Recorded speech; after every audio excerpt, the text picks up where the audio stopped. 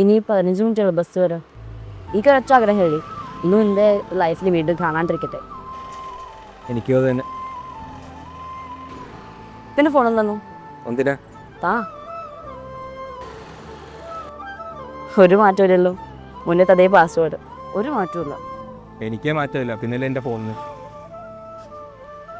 പേരും അതേപോലെ, എൻ്റെ പേരും 2 ഹാർട്ട്. ഇനി തന്നെ ആവശ്യം തോന്നുന്നു. അങ്ങനെ നീ ഫോൺ നമ്പർ മാറ്റിയാലും എനിക്ക് നിന്നെ മനസ്സിൽ നിന്ന് പോകണ്ടേ?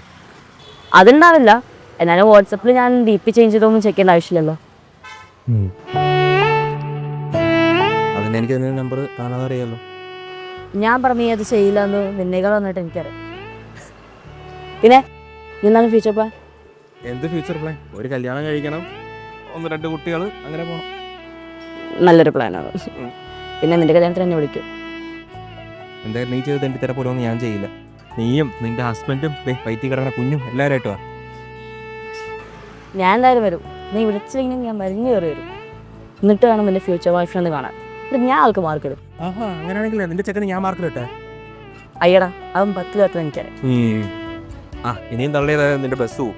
അയ്യോ, ബസ് അതിന് എന്താ പറയാ? ഞാൻ അല്ല, കുറച്ചേരം കൂടെ നമുക്ക് സംസാരിച്ചിരിക്കാമല്ലോ എന്ന് കരുതി.